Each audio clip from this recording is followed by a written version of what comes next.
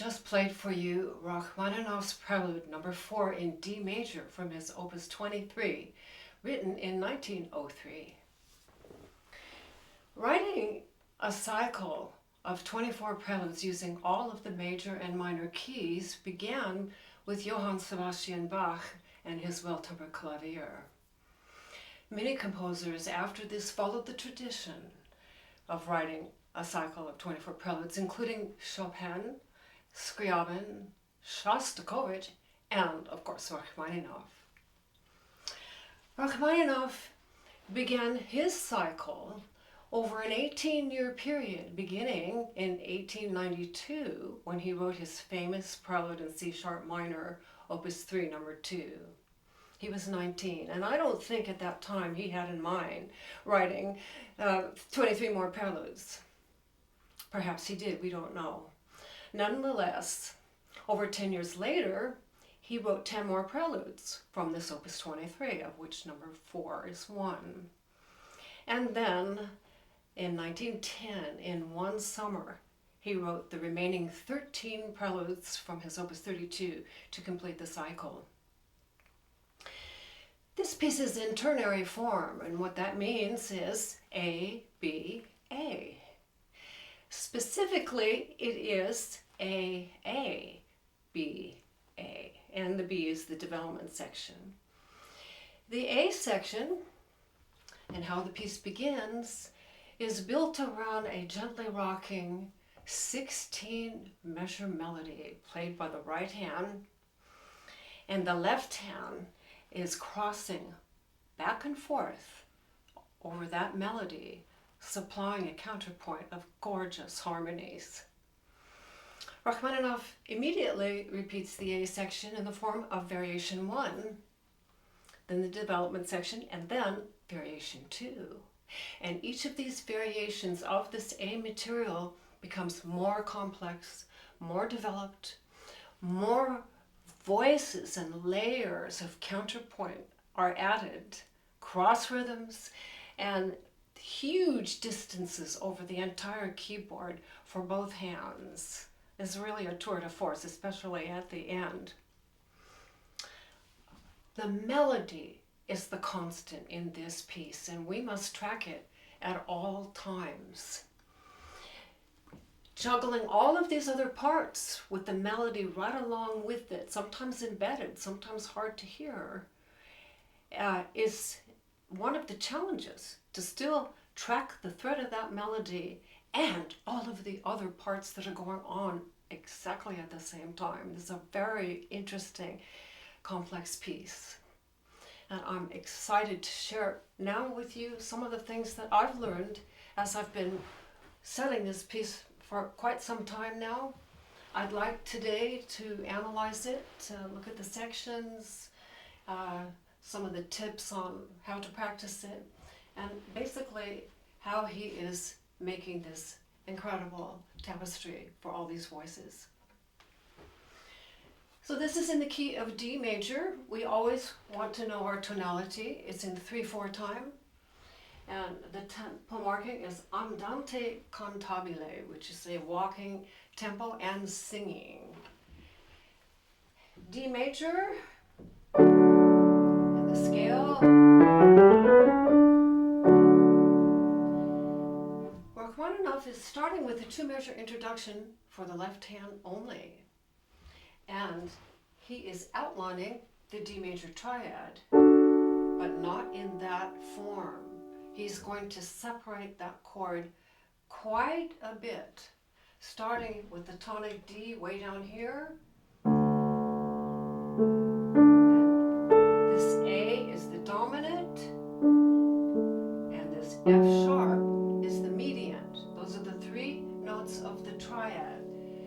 And using a triplet for the left hand, on the first note of each triplet, we get those 3 pitches of D, F sharp, A, like this. 1, 2, 3, 1, 2, 3, 1. Now what does that do to you when you hear that? For me, it's a call. It's beckoning me. where are you taking me with this, setting the stage of this beautiful tonality so spread out? After that, let's try it now. 2, 3. 1, 2, 3. Now the right hand begins with the melody on the median F sharp. And I'm going to talk through these 16 measures right now. The melody's mainly stepwise, but it has some key intervals that we need to track. In order to track this melody, it's crucial that we understand how this is constructed right from the beginning. And it's in a long, short, 1, 2, 3, 1, 2, 3, 1, 2, 3, 1, 2 rhythm. And that's why I say it's a rocking. So I'm going to count and play, starting F sharp. 1, 2, 3, 1, 2. Now down a fifth to the B. 2, 3, 1, 2. Now up to F. Repeating the stepwise idea, but this time down a fourth to D. Going up.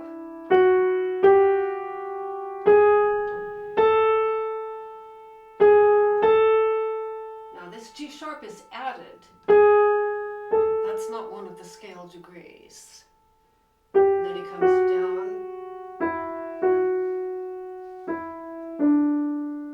And this beautiful leap up. And there's the 7th scale degree C sharp, right there. And very simple. I like to break this up into, instead of 16 long measures, I break it up into 4 measures of 4. And that would also be how you would have to sing it, because you'd have to take breaths in here. So the first little nugget. Now that rhythm happens on the 3rd beat, 1, 2, 3, 4, 1. And throughout this opening 16 measures, he's going to embellish rhythmically some of the 3rd beats. And what I do to play this accurately is to hear the pulse of the triplet of the left hand. Triple, triple, triple, triple, triple, triple. 1, 2, 3, 4, triple, triple, triple. 1, 2, 3, 4, triple. Don't try to fit it in between, but get that rhythm and that pulse firmly established. And then when you play this, 1, 2, 3, 1, 2, 3, 1, 2, 3, 1, 2, 3, 1, 2, 3, 1, 2, 3, 1, 2, 3, 4, 1, 2, 3, 1, 2, 3.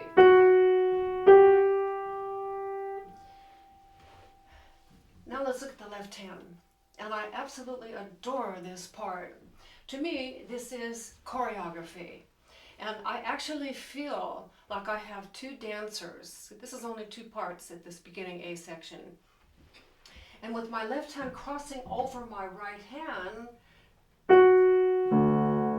this is a very complicated left hand.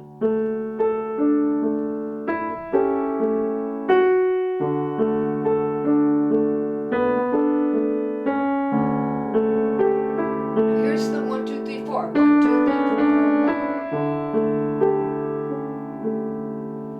4. Notice my left hand on the measure 3 where it starts is this D, and then the next measure comes up to this D, and this D, and this D, and he's alternating back and forth. The next thing to notice is the first left hand phrase is in 5 notes. 1, 2, 3, 1, 2, 3, and then a little 2-note phrase. 1, 2, 3, 1, 3, 1, 2, 3, 1, 2, 3.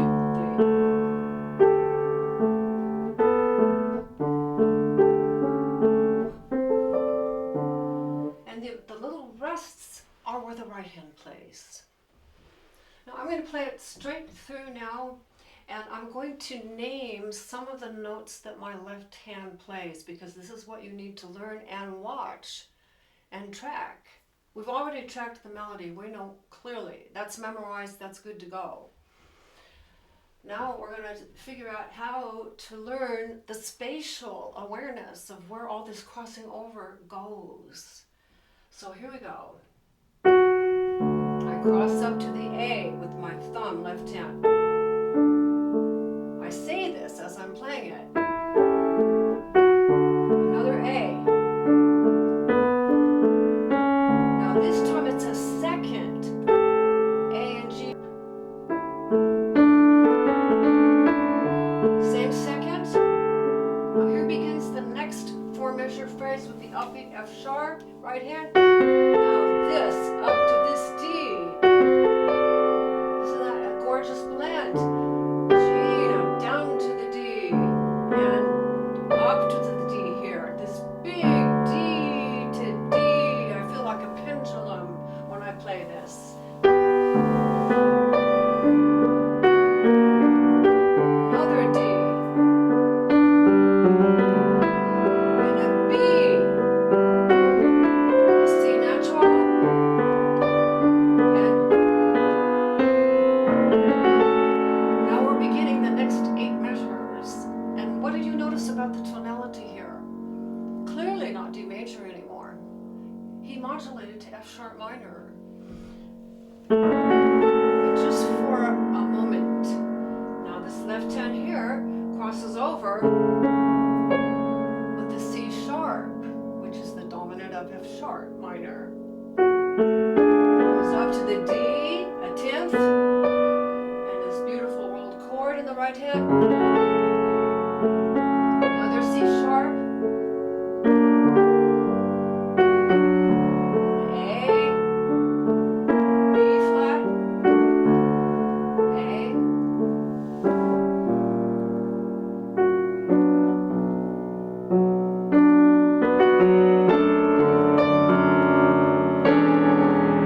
That's where it's all going, to this chord in measure 16.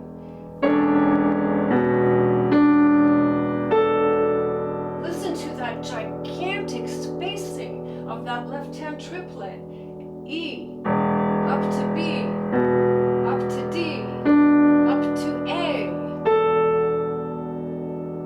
And I used 5, 5, 3, 1 fingering. We're almost done. We have 2 measures to go.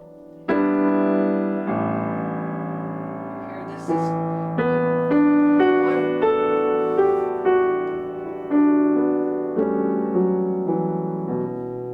And I let up on my pedal right there.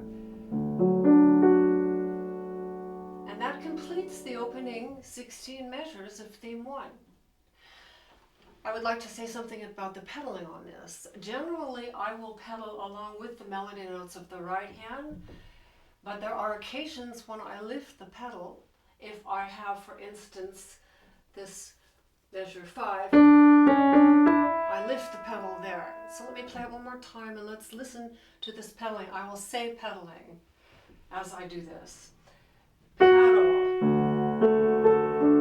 pedal, pedal, pedal, pedal. No pedal, now pedal. Pedal, pedal.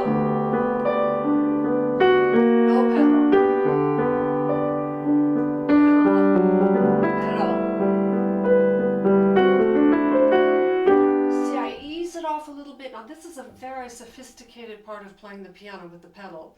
And the main guiding principle is if it starts to blur and you don't like the sound, then lift the foot off.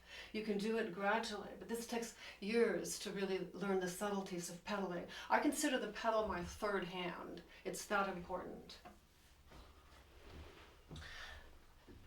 I wanted to show you something I found fascinating as I was learning the left-hand notes. That second half, the last 8 measures, with the F sharp minor tonality.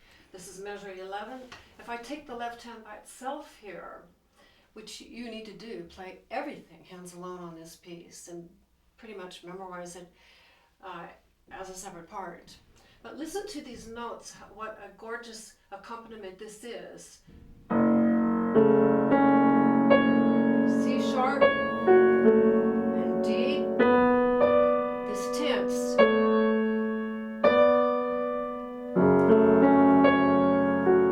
So he's embedded, listen for that.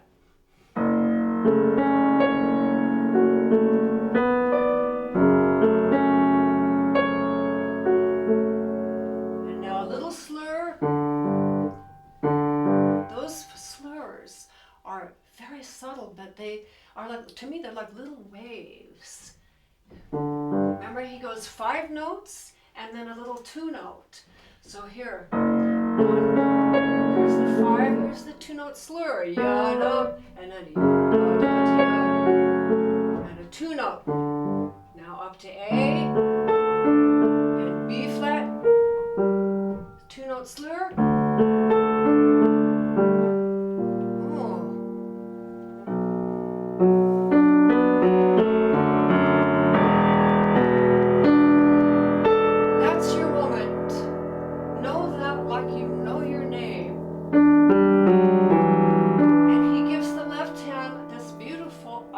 And descending passage to close as a cadence. 1, 8, 1, 2,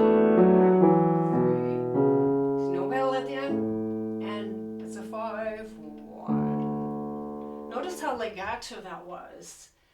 I played absolutely legato.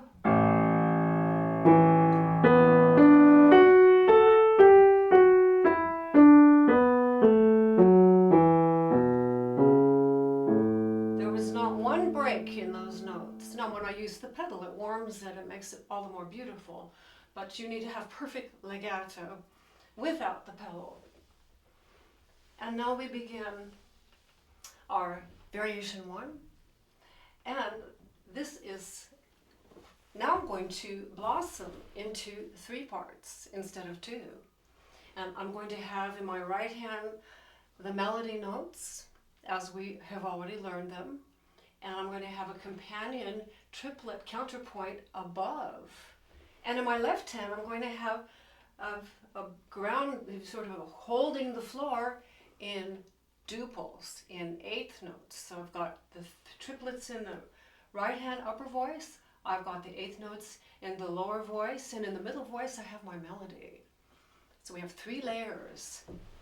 Let me first play this and it has, as it's written, and then we'll pull it apart a little bit. This is measure 19. This is my melody, remember? We know this. Actually, I'm going to play just the melody because he has a few variations. That's the same. Now here's the first variation. Instead of stepwise, he does ya-da-da. That was a different rhythm. Now it gets very interesting here. He doesn't give us the, as he did the first time. He drops that G sharp, which was not in the D major tonality. He drops it to G natural.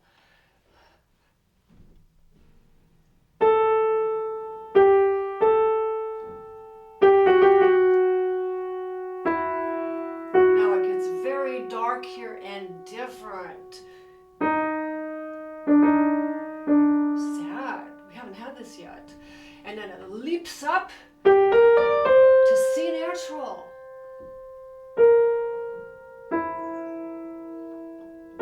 Tritone. And resolves back to the D. So there's a significant departure here of those last 8 measures of variation 1. So now I'm going to play the right hand as written.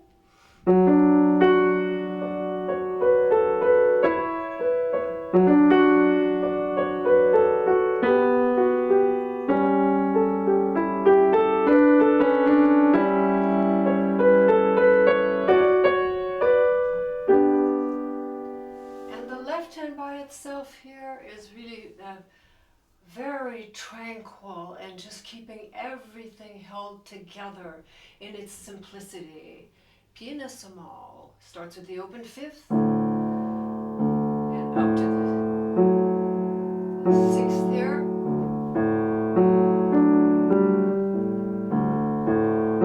And this sounds rocking to me.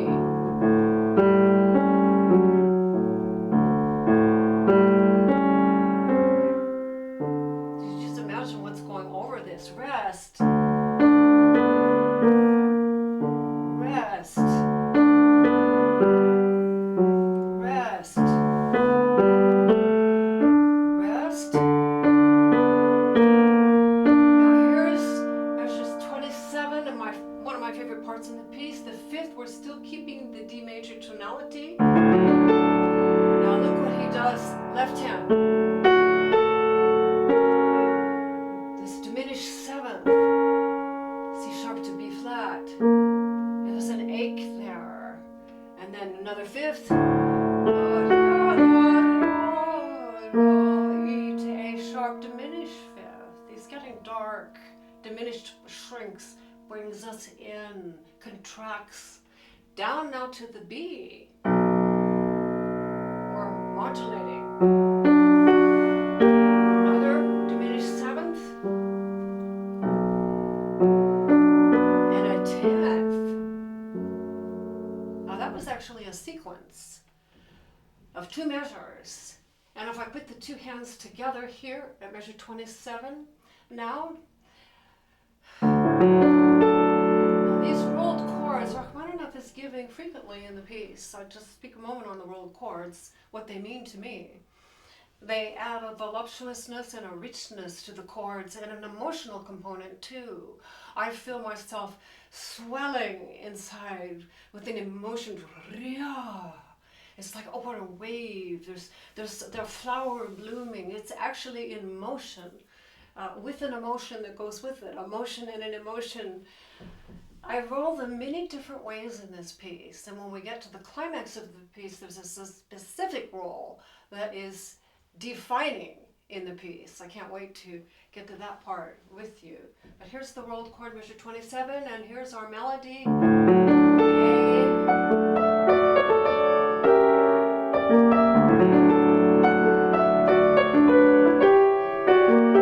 Down to B minor. Repetition of the same idea. Do you hear the sadness?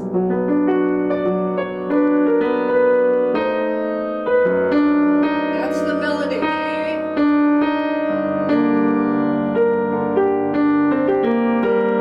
Here's our chord. Defining chord.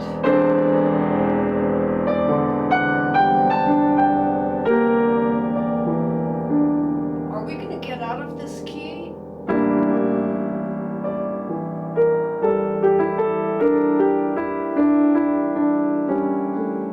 Well, yes, we are. Right here. Brought us right back to the same cadence we had on the first theme A. One of the things that I love about this, what I'm looking at here, and I'm going to just pause the lesson for a minute and show you actually what I'm looking at. This is my working copy of a brand new engraving of this piece. I'm using all of the same notes using public domain music of any other edition that you will find, but doesn't look anything like this. This is highly marked up for the lesson, but you'll get many of these labels and colors in one of the supplies I'll show you in just a minute. But what is so powerful and helpful about this engraving is that it shows, with our two-measure introduction, this is system 1, it shows 8 continuous measures for system 2 and 8 continuous measures of a phrase with this last system. And that's your theme 1, all in the pink box. And I break it up when I learn it with the first 4-measure phrase, then the upbeat with F sharp starts the second 4-measure phrase, Here's the third 4-measure phrase on the F sharp minor, and then here's the fourth, and third to the last measure has this defining chord, which to me is what Rachmaninoff is using as one of his very central ideas to structure the whole entire piece. This is like a gigantic beam in a building that keeps everything held. I mean, this is absolutely a critical pillar in the piece, and I put it in the orange box. Now when you look at your page 2, what we just finished, again highly marked up for the lesson, we have the theme with variation 1, triplets above the melody in the right hand. This is all played with the right hand, 8 measures, and the left hand in duples. Second 8 measures, not F sharp minor here. Stays D major, then drops down a third to B minor, drops down a third to G minor, and has another one of these defining chords, but it's different. Third to the last measure, and the cadence here, and ends exactly the same way. So what I can do here is to lay these. I'll try to hold this still, because you can actually compare these second 8 measures, the last half of that 16 measure melody. This is the first time with our opening A section with all of these. Here's the variation 1, and you can compare. You can see we've got the same 2 orange boxes here at the same place in the piece, third to the last measure. And then our cadence, really interesting, the cadence here has this cresting line for the left hand, and the second time it has for the right hand. So he's changed it up a little bit. I'm going to just grab this right now, and then I'll show you the other supplies. I don't want to forget this. This first time,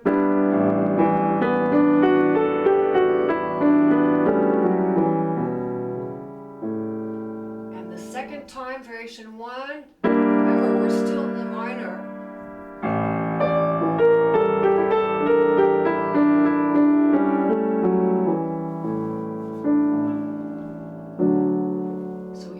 Was different. Which hand had the beautiful cascading melody. This is how your music looks, and this is one of 4 pages, and you can see how clean and open this is, and this is all your theme 1 down here. This is on the 11 inches by 17 inches, and you simply take your PDFs to a print shop and have them printed on heavy cardstock paper. That's your main file. Then 4 pages. Then there is the satellite view, which is on 2 pages. This is the piece with smaller notes, and this is basically your page 1 and 2 of the main file. This is basically your page 3 and 4. The entire piece. The reason I make this, you can also, when you're just about memorized, you can put this up on the music rack and test your memory with no page turns. That's a nice way to use this. But the primary function is to then turn this into my very favorite engraving, the color structural analysis, which looks like this. Now you start to see all of those colors and marks that I have written in my main file for the lesson. You can get all of these supplies from my website, sallychristianmusic.com, as digital downloads. And just a quick little overview here. I'll just point through the piece. We've got our 2-measure introduction, 2 measures. Here's our first theme A in the pink box. 8 measures, 8 measures, the defining chord C sharp on the top, E on the bottom. The variation 1 in the next big pink box, 8 measures with everything changing in here. Now a C natural and an E on the bottom, and a B flat in here instead of a be natural up here. So there's your comparison right there. This system, this system. Spend a lot of time comparing those differences. Then we begin our development section in the green box here, and we don't have our theme 1 melody, as I said. This extraordinary lead in here, back to the recapitulation, and here's our variation 2 in the pink box. It's a pretty big pink box because there's so much going on. I had to divide up the 8 and 8 measures into 4, 4, 4, and finally the 4 here. But they're all there. And then he does something absolutely revelatory at the end here, which I'm going to save till I get to that point in the piece. This will be very helpful for you. These heavy 60-pound cardstock sheets that you printed on are really wonderful, and they stand on the music rack, they don't bend, and they'll last forever. Now this development section begins with a gorgeous ascending melody like a cascade and sweeps all the way down to the bass, starting on the D, and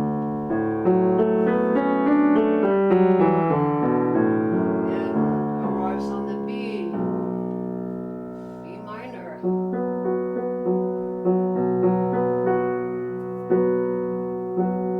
It's just the B and the F sharp here, and then he drops to the A, just open fifths.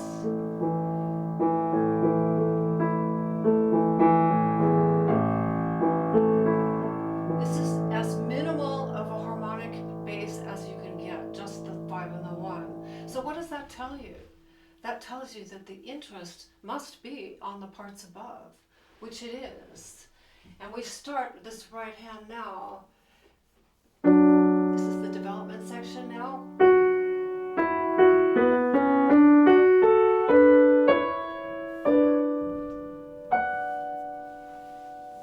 And what he has buried in here is a little tiny fragment of the melody in diminution. F sharp, E, F sharp, B, C sharp, D, but that's as far as it goes. Those pitches, 1 and 2 and 3 and 1, and then we're out of it.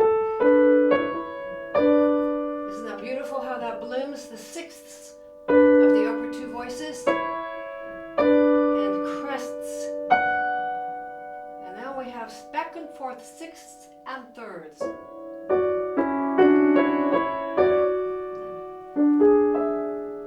Another beautiful rolled chord here.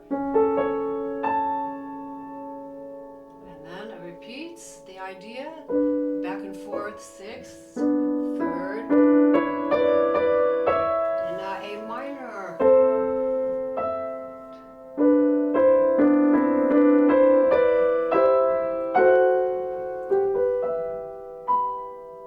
And how you place these top notes is very important.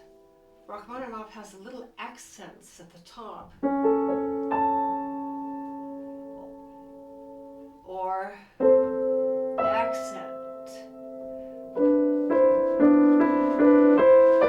accent, accent, and accent. It's pianissimo, but what does the accent do? It's a prism. It's a little bit of burst of color. It reminds me, looking at the water when the sun is shining and creating diamonds on the water.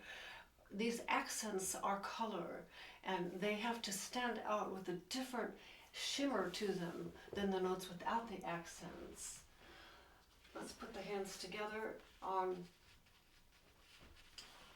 this development section.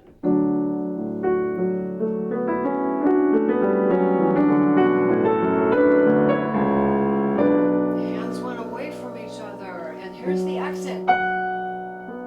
Now everything placid. And a little crescendo to the modulation to A major. Prism at the top. Now open fifths in the left hand. All these cross rhythms. And sudden modulation to parallel A minor. Another prism.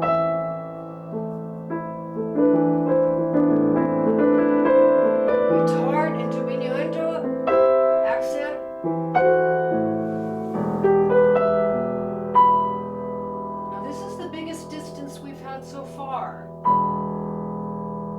This is over 4 octaves between this E, 1 octave, 2 octaves, 3 octaves, 4 octaves, and up a fifth to the B. And we continue with the idea of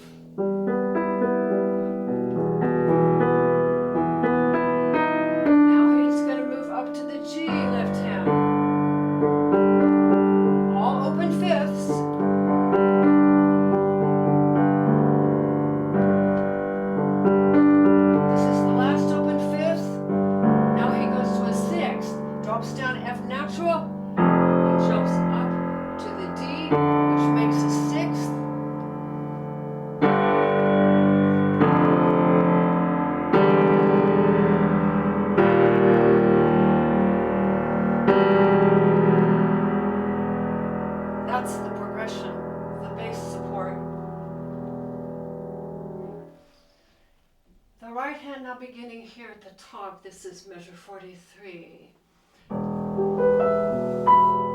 Hands together.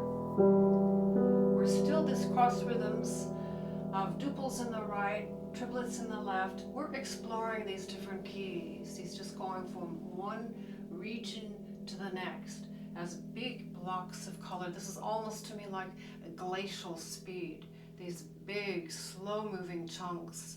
It reminds me a lot of the Opus 32, number 9 in A major, the middle section. The same idea of very, very slow-moving blocks of sound. And I also see this vast, vast sky here. All you see is the sky and the line of the horizon. This is very sparse. And emotionally, we're wondering, where are we? We're very far away from our theme 1 at this point. And I really feel this distance, for one thing, opens me, and I just these lines with just the simple open fifths in the left hand with the syncopations, ya da da da da da da da da da da da da, just holding it, and the duet above with the thirds and sixths. It's a magical bit of writing in here. And notice how loose my arms are in my hands. This is this idea of still dancing everything.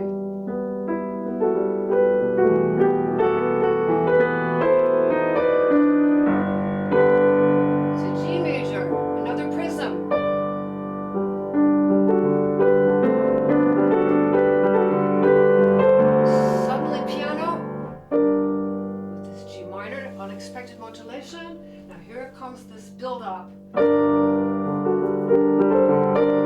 slur in the left hand. We're going to play the left hand as a separate part first. I want you to hear the freedom, the arms, slur.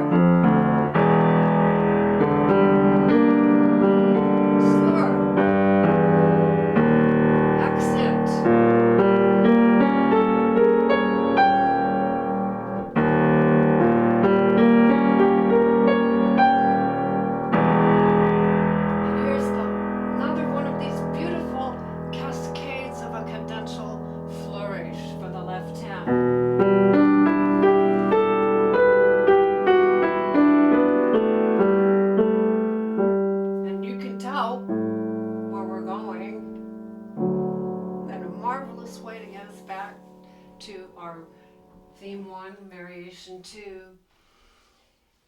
Now let's right hand alone here, measure 47. This is the build up in duples to B flat up to C sharp. Now this is chromatic here. The 3-note chords become 4 notes at this point. Accents on every one. Fortissimo.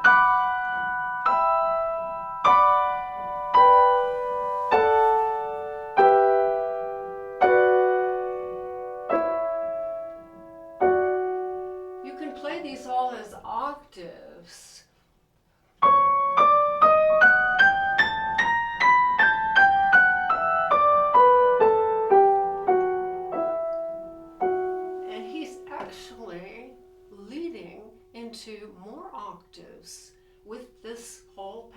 here that is going to be built as a new element in the variation 2, with the octave now joining the single note of the original 16 measure melody.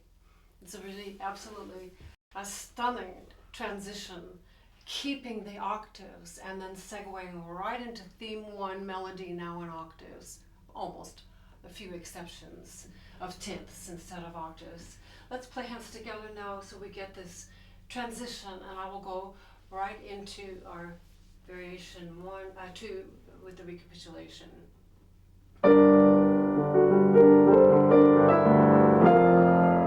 Savor these steps.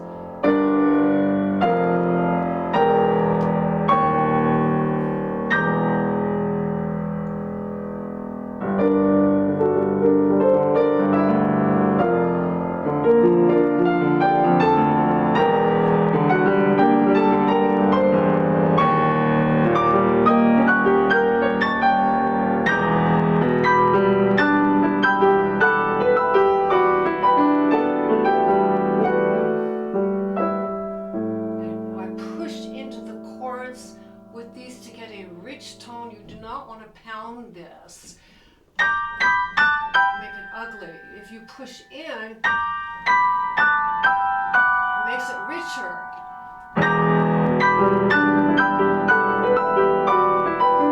Diminuendo. Now these octaves continue. You recognize this. We're in our melody now.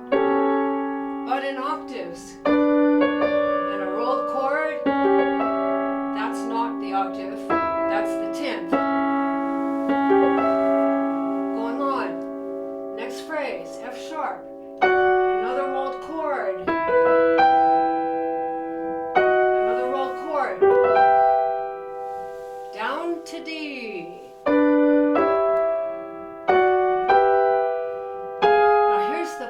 Rolled chord of all.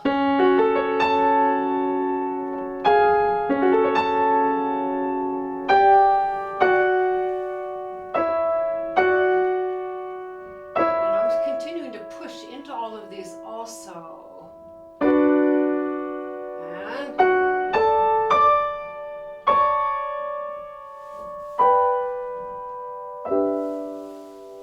now this last chord here just like we had at the very beginning of the piece on our page 1. That is the same chord down an octave in the right hand. And the second time he adds the octave in the bass and moves the right hand chord up an octave. So that has transformed and it bloomed to its maximum at that point. Now that chord, I want to show you something very interesting about the fingering. 2 fingering things here. We're going to look at my marked up copy. This chord that I just played, look at these fingerings. If you come in close here, it says 5, 4, 1, 1 with a little bracket on the 1. Now that doesn't mean 2 thumbs. That means that the thumb plays the 2 notes, the C sharp and the G, the C sharp and the D. And how do I do that with my thumb? I bend it and I play with my knuckle. I get the edge of the C sharp, and with my tip of the finger I get the D. It fits right in. Because I don't have hands the size of Rachmaninoff. I have to do this. But it's perfect. You'd never know that I'm doing it that way.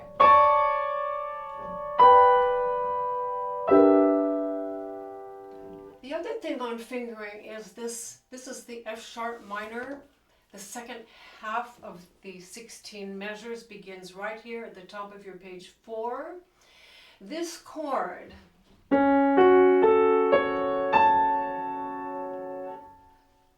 you could finger it starting with the thumb covering the C sharp and the 5th finger on the C sharp octave, because that fits.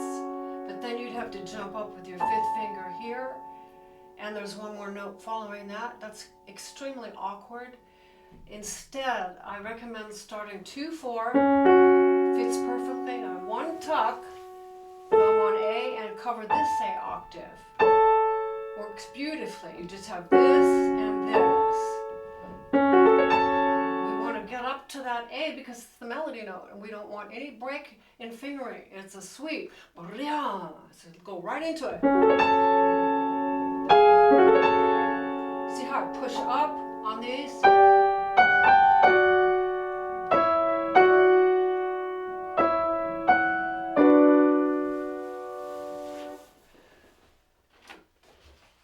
Okay, I'm going to now tell you the next element here. This melody has a companion counter theme that follows with a rising sixth, broken interval of a sixth after every melody note, like this. 1, 2, 3, 1 in duples. 1 and 2 and 3 and 1 and 2 and 3 and. This is in the music.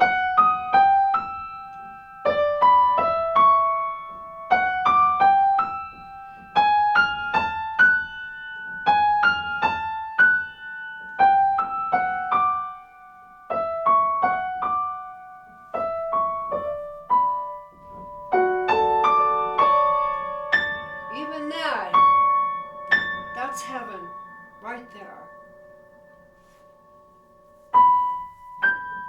And then a third.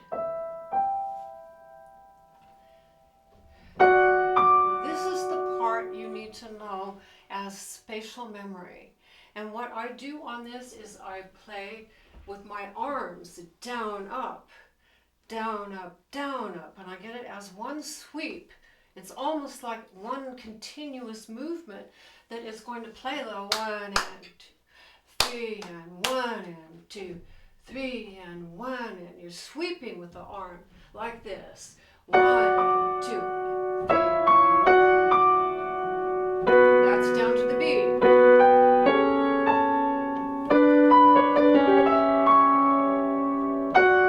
Roll chord.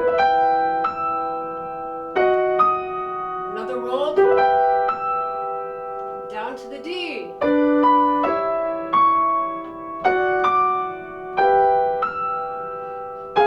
Now here's this gorgeous chord with the right fingering. I land with the 3 on that top F sharp for extra strength because that's the climax.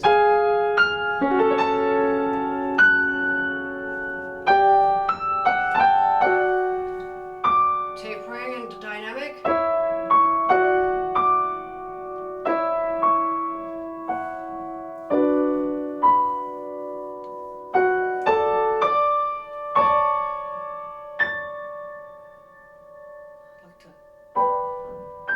And this chord is the spread out version of what we had the first time.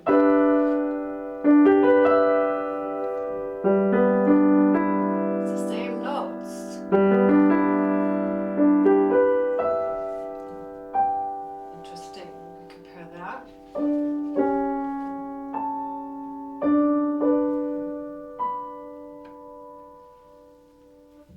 This left hand now is going to fill in where the right hand has 1, 2, nothing. 3, 1, 2, 3, 1. On those twos, the left hand is all in triplets, but that second beat going into the third is what I call the 4-note fragment. And it sounds like this. And in context, that's the third beat. To the D. We're watching thumbs again, just like we did on the first time. F sharp, thumb. 6, A on the top. Now rolled chord, big interval, broken 11th. Up to the C natural. Another 11th. Up to the G.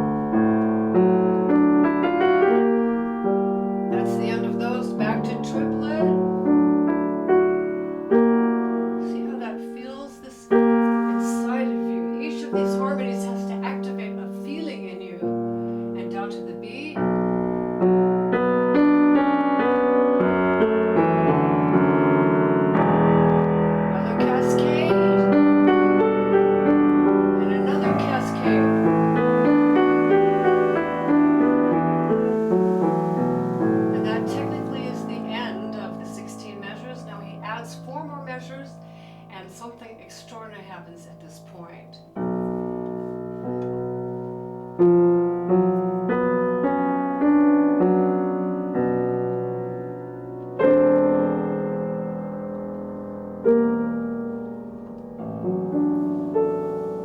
gives a glimpse back, a memory back of Variation 1, where that same key chord went to the minor.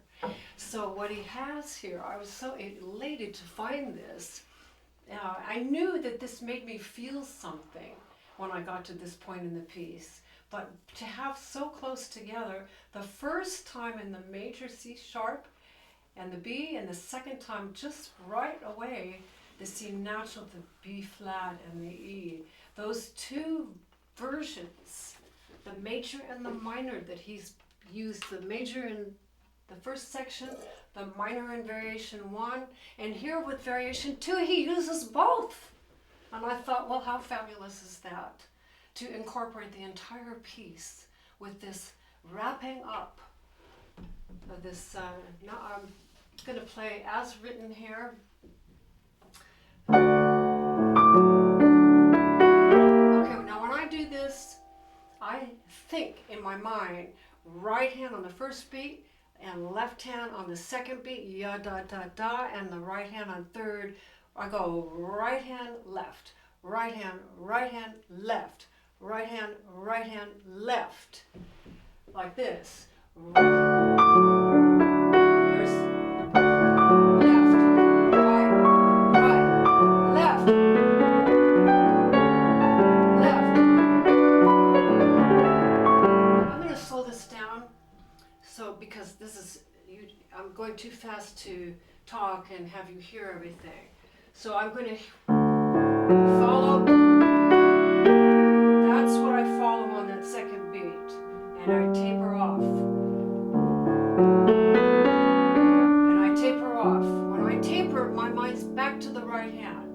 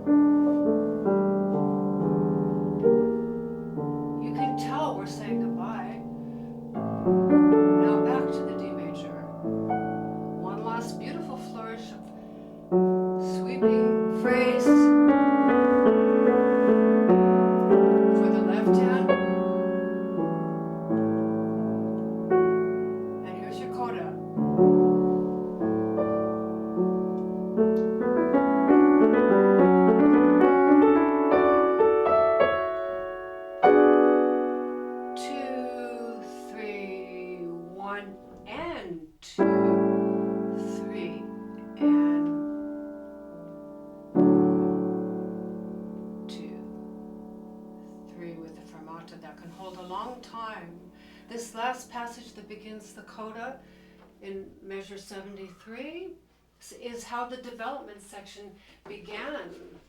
Very interestingly, he liked that passage. Here's the development section.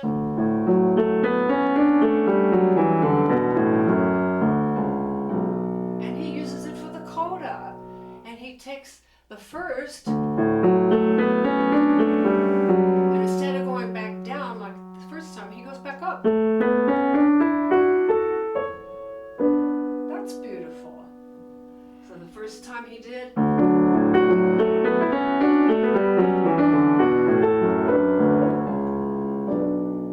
and the last to end the piece, he does.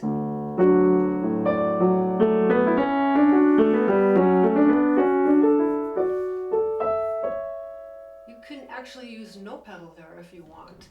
And there's a prism accent here. And then there's an accent on the lower of this. He's accenting the G.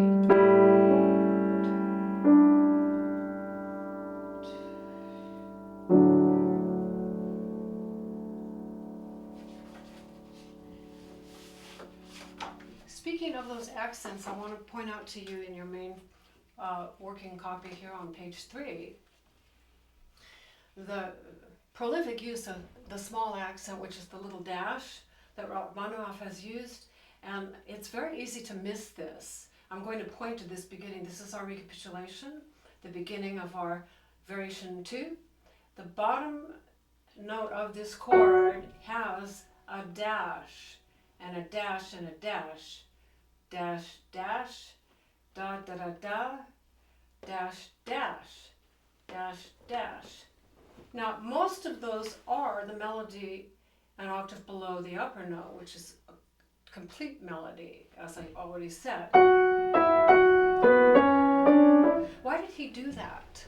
Well, I have two theories about this. I first thought that he wanted the lower note brought out more because that is the same place how we began the piece.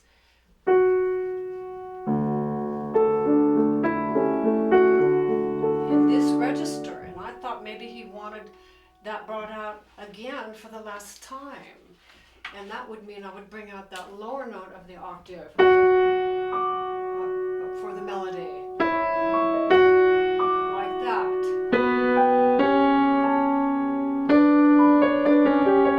But the problem is then, that doesn't follow the melody exactly. With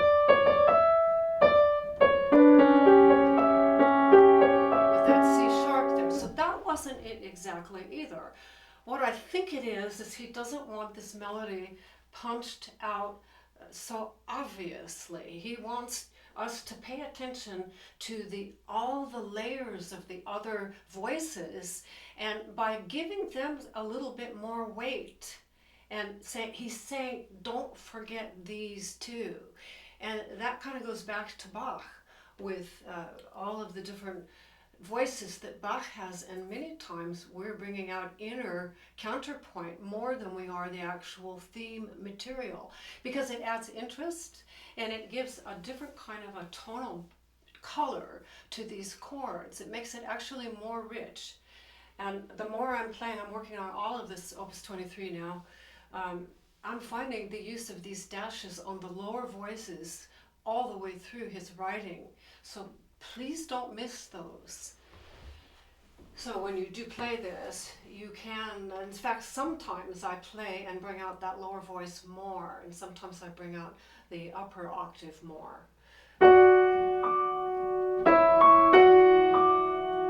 That's all up to you. It takes a lot of practice to get that spatial memory going in your hands. The sweep here. And that, when I practiced this, I did.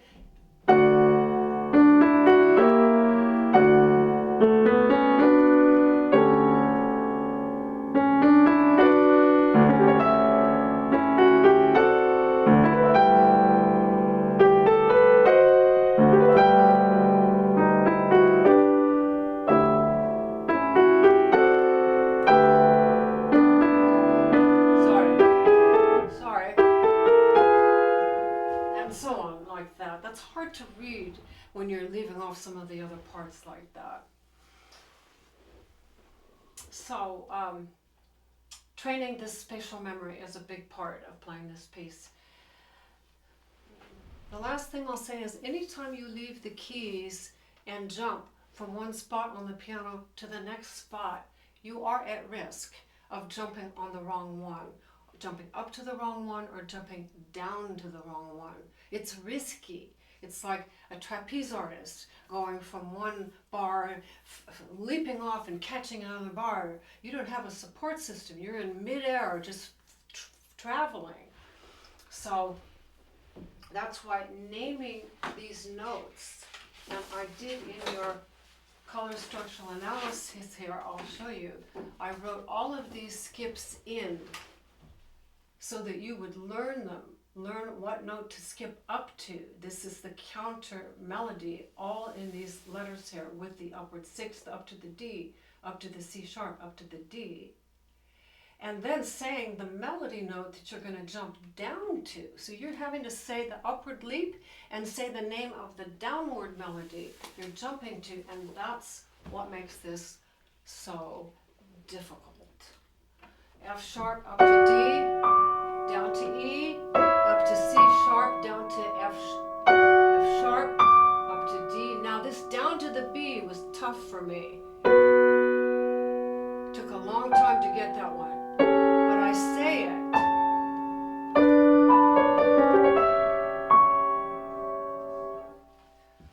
That really helps too. So I wanted to close today with my experience in relearning this piece. I learned this about 15 years ago from one edition that had it highly facilitated and did not take the melody notes all with the right hand in the beginning and split up the accompaniment in the left hand to put part of it with the right hand. And it technically seemed easier, but it caused me a lot of problems with memory because I couldn't successfully track when the right hand played a melody note, when the left hand did, and what notes in the accompaniment the left hand played and when it played in the right hand. I found it ultimately a minus. So I really encourage you, if you learn it from my edition, that's great, but whatever edition you use, be sure that you learn it so that your melody notes are all taken in the beginning with the right hand, and this accompaniment is all taken with the left hand crossing over. Ultimately, that's going to serve you better because you're tracking and solidifying these melody notes. So when you get over here and do all of these risky skips back and forth, you've really trained your right hand to play that melody line every time. And that I found was, I wasn't sure I was even going to share that today, but I did relearn it, this piece, about 3 years ago. I had to start over and learn it this way. And I chose to make my engraving from that version, which I think is the accurate one in Rachmaninoff's Russian editions. That's how it appears. And when I was in the process of relearning this, I would go down to my practice room, which this is, and I would commune with this piece. And I would take a particular section, for instance, this ascending four-note fragment of the recapitulation, left hand,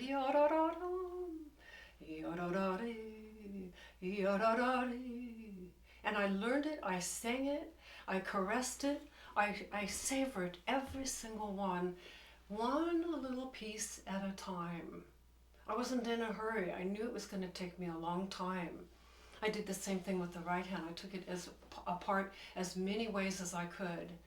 And each time I felt so cleansed and nourished, and I felt like I had really wisely spent my time surrounded with such a magnificent composition like this. And it does that for me every time I play it now today. And that's the joy of working on material like this. And if you are in your older decades, as I am, it's not too late to learn this piece. You just have to take your time. No, it's going to take a year at least, unless you're really a fast learner. These kind of pieces just take time. And it's worth it when you um, love your practicing and you have no anxiety about it. It's going to come. Trust me, it's going to come. And one day when it does, you will have a new friend in your heart and in your ears and in your mind that you can always go to and find comfort and solace and peace and repose and beauty and all of the higher things that humanity is capable of. So I wish you well with this, and I really hope you'll take a look at the D major Prelude number 4, Opus 23. Thank you.